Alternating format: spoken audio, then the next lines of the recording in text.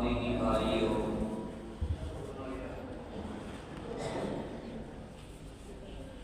اللہ تبارک و تعالی نے انسانوں کو اور خاص طور سے مسلمانوں کو پاکیزہ زندگی گزارنے کے جو طریقے بتلائے ہیں، اطمینان اور سکون کی زندگی گزارنے کے جو طریقے بتلائے ہیں، اس اطمینان اور سکون والی زندگی تک پہنچنے کے لیے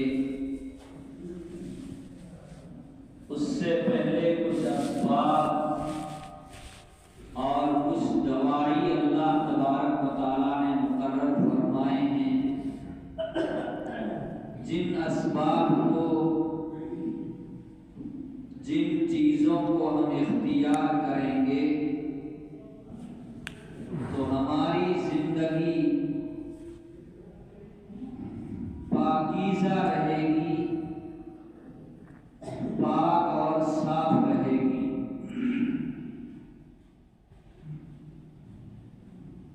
جہاں اللہ تبارک و تعالیٰ نے پاکیزہ زندگی گزارنے کے لیے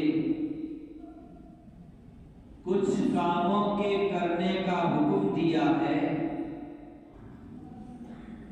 وہیں پر اللہ تبارک و تعالیٰ نے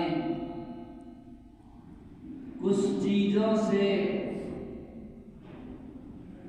کچھ باتوں سے ہمیں رکنے کا بھی حکم دیا ہے۔ اور یہ دنیا کا قاعدہ ہے کہ بیمار آدمی، مریض آدمی زیادہ دوا استعمال کرنے کے بجائے، زیادہ دوا کھانے کے بجائے اگر احتیاط اور پرہیز سے کام لے تو اس کو بیماری سے جلدی شفا مل جاتی ہے، جلد آرام ملتا ہے۔ اگر دوا بھی استعمال کر رہا ہے،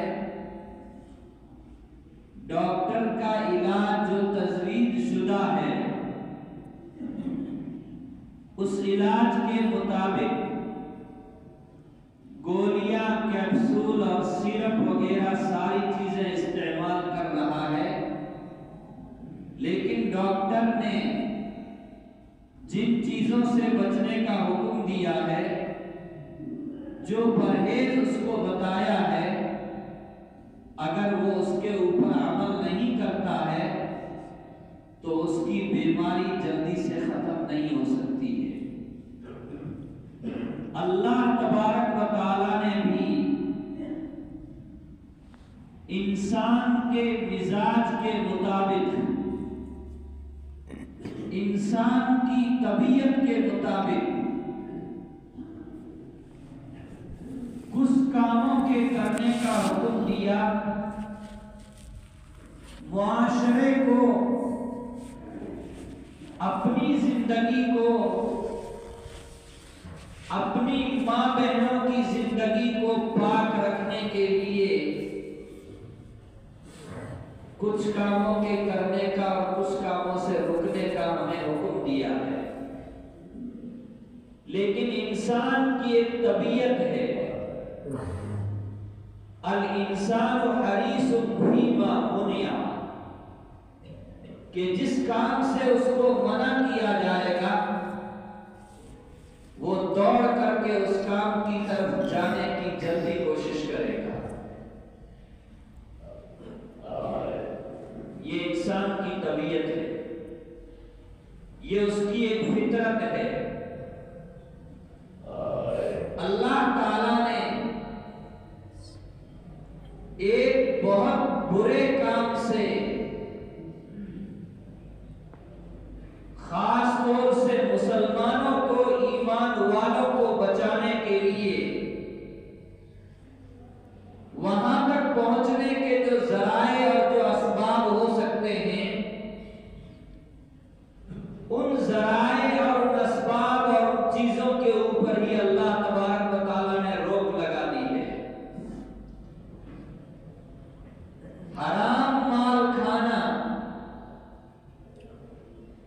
नाजायज है, गुनाह कबीरा है, जिसका हक खाया है, जब तक अदा नहीं करेगा अल्लाह तबारक व तआला अपनी तरफ से माफ नहीं करेंगे। हराम माल से बचने के लिए हजरत नबी करीम सल्लल्लाहु अलैहि वसल्लम ने फरमाया, जिस चीज के बारे में तुमको शक है, जिस चीज के बारे में इश्तिबाह है कि ये हलाल है या हराम है, ये जायज है या नाजायज है, नबी अलैहिस्सलाम वस्सलाम फरमाते हैं मुश्तबह चीज से भी बचो। फिर हुजूर अलैहिस्सलाम वस्सलाम ने उसकी मिसाल दी कि अगर तुम अपनी बकरियों को, अपने जानवरों को, अपने रेवड़ को दूसरों के खेत में जाने से बचाना चाहते हो तो उस खेत के किनारे तक भी उनको पहुंचने मत दो, उस खेत के कने तक उनको पहुंचने मत दो। वहां तक पहुंच जाएंगे तो अगले खेत के अंदर वो जानवर दाखिल हो जाएंगे और उसका नुकसान कर देंगे। इसी तरह हराम माल के बारे में हजरत नबी करीम सल्लल्लाहु अलैहि वसल्लम ने फरमाया, मुसलमान के लिए हराम माल से बचना फर्ज है, मुसलमान के लिए नाजायज माल से बचना फर्ज और जरूरी है। लेकिन इससे बचने के लिए वहां तक पहुंचने के जो जराए और असबाब हो सकते हैं, अल्लाह तबारक व तआला और उसके रसूल सल्लल्लाहु अलैहि वसल्लम ने उन असबाब और उन जराए के इस्तेमाल करने से भी हमको मना कर दिया। शराब हराम है, आप बेचते नहीं हैं, आप फरोख्त नहीं करते हैं, इस्तेमाल भी नहीं करते हैं, लेकिन मार्केट में आपने अपने प्लाट के अंदर, अपनी जमीन के अंदर दुकानें बना रखी है। शराब का ठेका लगाने वाला आपके पास आपकी दुकान किराए पर लेने के लिए आता है। अगर आपने उसको शराब फरोख्त करने के लिए, हराम माल बेचने के लिए अपनी दुकान दे दी, मसला ये कहता है महीना मुकम्मल होने के बाद जब उस मकान का, उस दुकान का किराया आएगा, वो किराया आप अपनी जरूरत में, अपने घर की जरूरियात के अंदर इस्तेमाल नहीं कर सकते हैं, इसलिए कि मकान आपका है, आप मालिक हैं, लेकिन ये किराया जिस बुनियाद पर आ रहा है, जिस सबब की वजह से आ रहा है, वो सबब और वो माल हराम है। हराम माल की तरह बदकारी, जिनाकारी, बीवी के अलावा किसी अजनबिया औरत के साथ अपनी जरूरत को पूरा करना, यह भी हराम और नाजायज है। वहां तक पहुंचने के क्या क्या असबाब और क्या क्या जराए हो सकते हैं, कुरान करीम ने बड़ी तफसील के साथ इसको बयान फरमाया है। सबसे पहली चीज है नजर। इंसान देखता है, फिर जबान चलाता है, फिर पांव चलाता है, और फिर आगे का मरहला पेश आता है। वहां तक का मरहला पेश आने से पहले ही अल्लाह तबारक व तआला ने जो उसके असबाब हो सकते हैं, उन असबाब को भी अल्लाह तबारक व तआला ने हराम और नाजायज करार दे दिया। आप सुनेंगे, अगर पहले नहीं सुना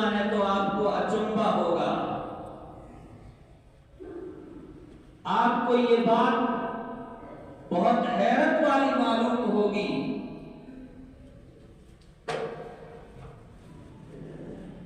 کہ بدکاری اور زنا تک پہنچنے کے جو اسباب ہیں ان اسباب کو بھی اللہ تبارک و تعالیٰ نے حرام اور ناجائز قرار دے دیا. پہلی چیز، کسی اجنبیہ عورت کو جس کے ساتھ ہمارا اور آپ کا نکاح جائز ہو سکتا ہے، اصولی بات سمجھ لیں، جس کے ساتھ ہمارا اور آپ کا نکاح جائز ہو سکتا ہے، ایسی اجنبیہ عورت کو نگاہ بھر کر کے شہوت کے ساتھ دیکھنا ناجائز اور حرام ہے. کیوں؟ یہ اس بدکاری تک پہنچنے کا پہلا زینہ اور پہلی سیڑھی ہے. سیدنا حضرت علی رضی اللہ تعالیٰ عنہ نے حضرت نبی کریم صلی اللہ علیہ وسلم سے یہ مسئلہ پوچھ لیا کہ حضور، آپ نے فرمایا اجنبیہ کو دیکھنا گناہ کبیرہ ہے. ہم راستہ چل رہے ہیں، اچانک کوئی اجنبیہ عورت بے پردہ نکل رہی تھی، ہماری نگاہ اچانک پڑ گئی اور پڑتے ہی ہم نے اپنی نگاہ کو ہٹا لیا. نبی کریم صلی اللہ علیہ وسلم نے فرمایا پہلی نگاہ معاف ہے، دوسری مرتبہ اگر بالقصد اور بالارادہ دیکھ لیا یہ تمہارے لیے گناہ کبیرہ ہے جو بغیر توبہ کے معاف نہیں ہوگا. حضرت نبی کریم صلی اللہ علیہ وسلم نے فرمایا النظرۃ سہم من سہام ابلیس، اجنبیہ عورتوں کو دیکھنا شیطان کے تیروں میں سے ایک زہریلا تیر ہے. حضور نے زہریلا تیر کیوں فرمایا؟ جو لوگ پہلے زمانے میں جنگوں میں رہتے تھے، فوج میں رہتے تھے، ان کو معلوم ہے کہ پرانے زمانے میں بندوق نہیں ہوتی تھی، گن مشینیں نہیں ہوتی تھی، آج کل کے جو نئے نئے ہتھیار ہیں وہ ہتھیار نہیں ہوتے تھے. ایک بالٹی کے اندر زہر کو گھولا جاتا تھا اور اس کے اندر تیر رکھ دیے جاتے تھے. جب موقع آتا کہ اب دشمن کے اوپر وار کرنا ہے تیر کے ذریعے، تو اس زہریلے تیر کو نکال کر کے کمان کے ذریعے دشمن کو مارا جاتا تھا. وہ تیر اگر اس کے بدن میں لگ گیا تو تیر کے زخم کی وجہ سے تو دشمن نہیں مرے گا، لیکن تیر کے اندر جو زہر ہے اس زہر کی وجہ سے وہ ختم ہو جائے گا. آج کل کی گولی کا بھی یہی اثر ہے، داخل ہوتے ہوئے اتنا سا سوراخ کرتی ہے اور اندر جا کر کے پورے جسم کو پھاڑ دیتی ہے. حضرت نبی کریم صلی اللہ علیہ وسلم فرماتے ہیں النظرۃ سہم من سہام ابلیس، بدنگاہی ابلیس کے زہریلے تیروں میں سے ایک تیر ہے، جو اس میں مبتلا ہو جائے گا شیطان اپنا وار اس کے اوپر چلا کر کے رہے گا.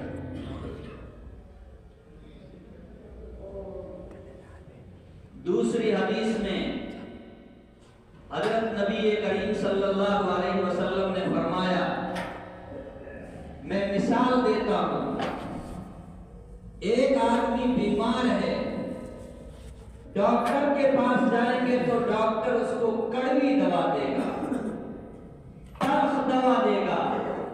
اب تو بہت ساری چیزیں ساتھ میں ملا لی جاتی ہے، ورنہ پرانے زمانے میں حکیموں کا یہ مزاج تھا کہ وہ کڑوی دوا جو اصل دوا ہوتی تھی مریض کو وہی دوا دیتے تھے. بچوں کو پلانے کے لیے بھی جو دوائیاں آتی تھی وہ بڑی کڑوی ہوتی تھی، اب تو اس میں میٹھی چیزیں ملائی جاتی ہے. انسان کی طبیعت ہے کہ بیماری میں کڑوی دوا پی لے گا، لیکن پینے کے فوراً بعد کہے گا کہ چینی کے کچھ دانے لاؤ تاکہ منہ میٹھا کر. اللہ کے نبی صلی اللہ علیہ وسلم فرماتے ہیں جس آدمی نے اللہ کے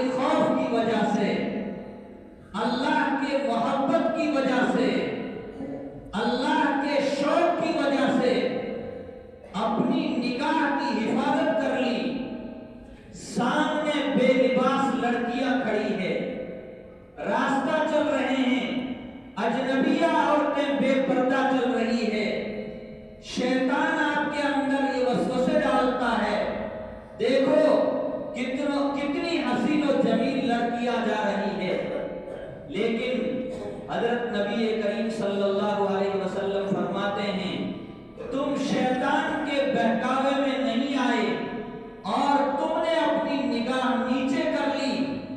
آپ علیہ السلام فرماتے ہیں ایسا بندہ یہ تلخ گھونٹ پیے گا، کڑوا گھونٹ پیے گا، لیکن اللہ کے لیے اگر اس نے کڑوا گھونٹ پیا ہے یجد حلاوت الایمان، فوراً وہ اپنے دل کے اندر ایمان کی حلاوت اور مٹھاس کو محسوس کرے۔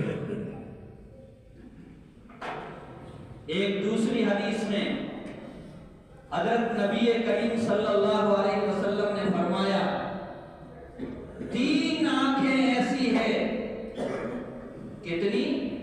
تین آنکھیں ایسی ہے جن آنکھوں کے اوپر جہنم کی آگ حرام ہے۔ پہلی آنکھ عین حرست فی سبیل اللہ، ایک وہ آنکھ مجاہدین کا قافلہ رات میں کہیں آرام کر رہا ہے، آگے دشمنوں سے جہاد کرنا ہے، ابھی آرام کرنا ہے، رات میں ہو سکتا ہے دشمن آ کر کے اچانک رات میں حملہ کر دے، ایک اللہ کا بندہ اپنی نیند قربان کر کے کھڑا ہوتا ہے، اے اللہ کے مجاہدین فی سبیل اللہ تم آرام سے سو جاؤ، میں رات بھر دشمن کی حفاظت کے لیے پہرے داری کا انتظام کروں گا اور میں دیکھ ریکھ کروں گا۔ حضرت نبی کریم صلی اللہ علیہ وسلم فرماتے ہیں ان مجاہدین کی نگرانی کے لیے جن آنکھوں نے نیند کو قربان کیا ہے اللہ تعالیٰ ان آنکھوں کے اوپر جہنم کی آگ کو حرام فرما دیں گے۔ دوسری آنکھ وَعَيْنٌ بَكَتْ مِنْ خَشْيَةِ اللَّهِ، دوسری وہ آنکھ جو اللہ کے خوف کی وجہ سے یا اللہ کی محبت کی وجہ سے روئی، آنسو بہہ پڑے۔ حضرت نبی کریم صلی اللہ علیہ وسلم فرماتے ہیں ایسی آنکھ کے اوپر بھی جہنم کی آگ حرام ہے۔ تیسری آنکھ وَعَيْنٌ اتقت من محارم اللہ، تیسری وہ آنکھ جن چیزوں کو جن کاموں کو اللہ نے دیکھنے کو حرام قرار دیا ہے ان کے دیکھنے سے اپنی آنکھوں کی حفاظت کر لے، ان کو نہ دیکھے، ایسی آنکھ کے اوپر بھی جہنم کی آگ حرام ہو جائے۔ تو میرے بزرگوں حرام مال کھانے کی طرح زنا اور بدکاری بہت بڑا گناہ ہے۔ بات لمبی ہو جائے گی۔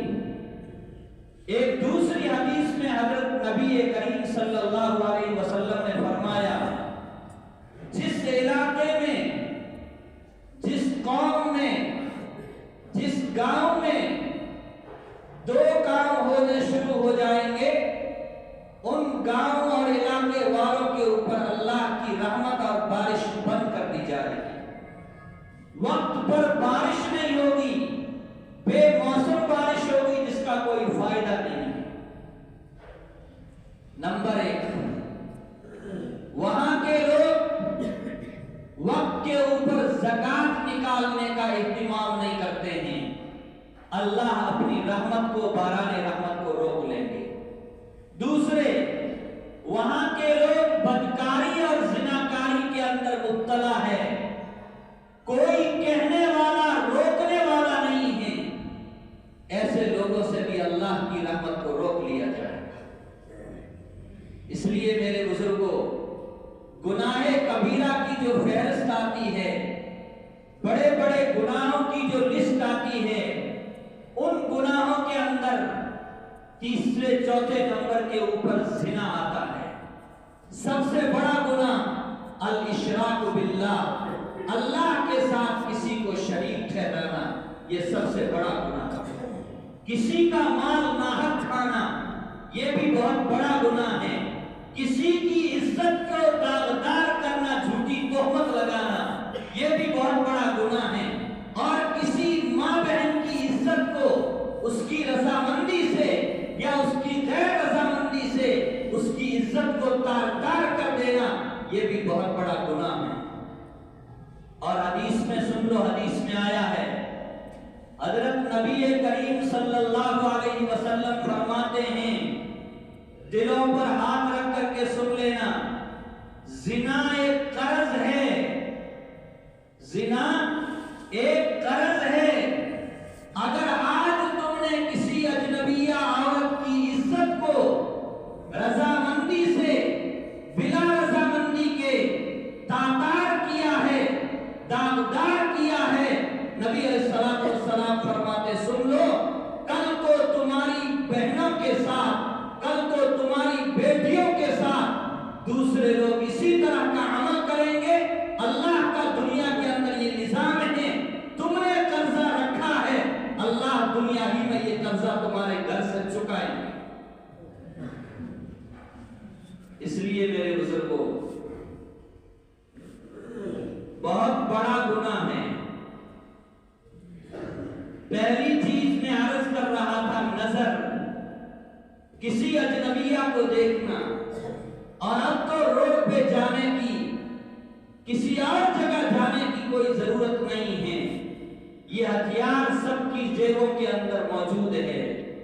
ارادہ بلا ارادہ آپ اس کا لاک کھولیں گے، نیٹ کھولیں گے، دشمنان اسلام نے ایسا سسٹم اور ایسا نظام دنیا کے اندر بنا لیا کہ چاہتے نہ چاہتے ہوئے بھی ضرورت کی چیز ہم استعمال کر رہے ہیں، پھر بھی ہم گناہ کے اندر مبتلا ہونا شروع ہو جاتے ہیں۔ الا من رحم اللہ، کوئی اللہ کا بندہ ہوتا ہے جو اس کو استعمال کرتے ہوئے اپنی طبیعت کے اوپر مکمل کنٹرول رکھتا ہے اور غلط چیزوں کو استعمال نہیں کرتا ہے۔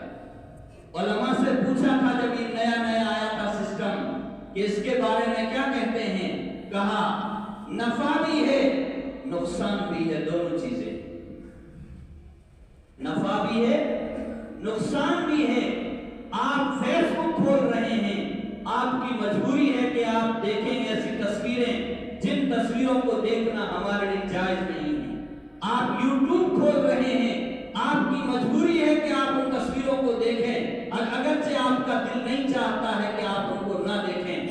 کون سا اس کا سسٹم ایسا ہے جس کو ہم کھولیں اور دشمن نے ہمارے نہ چاہتے ہوئے بھی ایسی ننگی تصویریں، ایسی فحش تصاویر اس کے اوپر سیٹ کر رکھی ہے جس کو ہم نہ چاہتے ہوئے بھی دیکھنے کے لیے مجبور ہو جاتے ہیں۔ اس لیے یہ بڑا موبائل وہی لوگ استعمال کریں جن کی مجبوری اور جن کی ضرورت ہے، جن کی مجبوری اور جن کی ضرورت نہ ہو وہ لوگ استعمال نہ کریں۔ بڑی حیرت ہوتی ہے، بڑے افسوس کا مقام ہے، میں نوجوان ساتھیوں سے خاص طور سے کہتا ہوں، بہت سے نوجوان ساتھیوں کے نمبر ہمارے پاس میں بھی سیو رہتے ہیں، کبھی کسی ضرورت سے فون کرنا ہوتا ہے، جب بھی ان کا اسٹیٹس دیکھنے کا موقع ملتا ہے، کیا اسٹیٹس دیکھنے کا موقع ملتا ہے، یا تو کسی ہیروئن کی تصویر یا کسی اور اس طرح کی ننگی تصویر، غلط تصویر ہوتی ہے، یا اس کے اوپر گانا سیٹ کر کے لگا دیتے ہیں۔ آپ تو گنہگار ہو رہے ہیں، ہم نے کھول کر کے اس چیز کے اوپر ٹچ کیا، اگر ہم نے بالارادہ دیکھا ہے اور ہم نے بالارادہ اس گانے کو سنا ہے، آپ جتنا گنہگار ہیں ہم بھی اس گناہ کے اندر اتنے ہی شریک ہو جائیں گے۔ اس لیے میرے بزرگوں، قرآن کریم میں اللہ تبارک و تعالیٰ نے مردوں کو بھی عورتوں کو بھی اس کا علاج بتایا ہے۔ قرآن کریم میں اللہ نے بہت سارے اعمال کا حکم دیا، لیکن یا ایھا الذین آمنوا اور عام حکم تھا تو فرمایا یا ایھا الناس، لیکن ایمان والے مردوں اور عورتوں کو جب اس برے کام سے روکنے کا موقع آیا، اللہ نے صفحہ کا پورا بھر دیا اور ایک ایک چیز کو کھول کر کے بتا دیا. قل للمؤمنین یغضوا من ابصارہم قل للمؤمنات یغضضن من ابصارہن.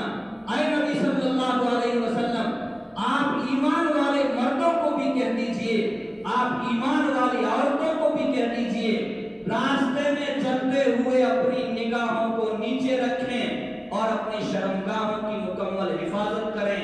پھر ایمان والی عورتوں کا جہاں ذکر آیا, اللہ تبارک و تعالیٰ نے کھول کر کے یہ بیان کیا عورتیں کن کو اپنا چہرہ دکھا سکتی ہے, کن کے سامنے اپنا زیب و زینت کر سکتی ہے, کن کے سامنے نہیں کر سکتی.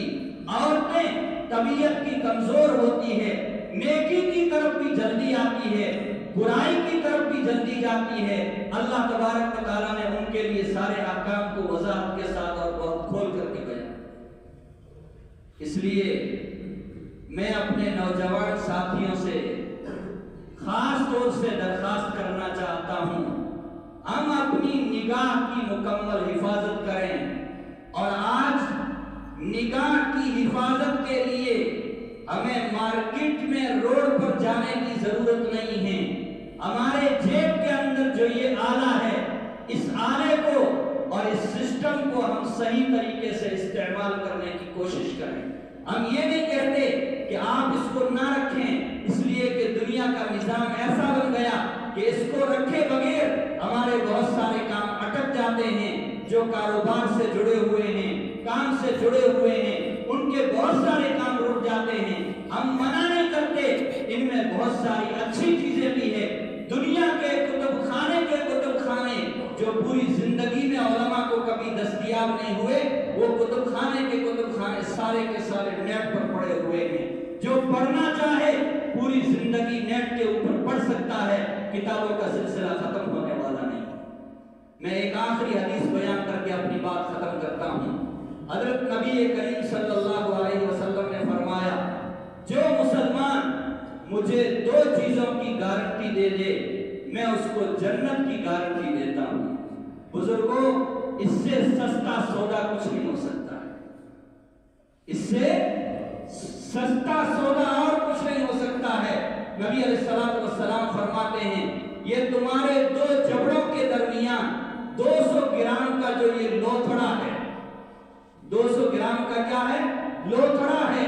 اس پر کنٹرول کر لو اور تمہاری دونوں ٹانگوں کے درمیان جو چیز ہے اس کی حفاظت کر لو, میں تم کو جنت کی گارنٹی دیتا ہوں. اللہ تعالی ہم سب کو برے کاموں سے بچنے کی توفیق عطا فرمائے. سب لوگوں کو اگر ہم ان چیزوں سے بچنے کی کوشش کریں گے, ہمارا معاشرہ پاک رہے گا, ہمارا گھر پاک رہے گا.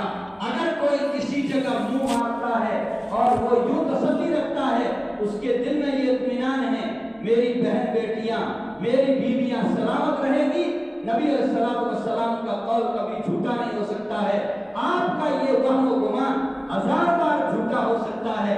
حضور کا فرمان یہ قرض ہے اور اس قرض کو تمہاری بیٹیاں بہنیں چکائیں گی. اس لیے اللہ ہم سب کی حفاظت فرمائے اور اللہ ہمارے معاشرے کو پاک اور صاف فرمائے. اللہ کہنے اور سننے سے زیادہ ہم سب کو عمل کرنے کی توفیق عطا فرمائے. وآخر دعوانا الحمدللہ.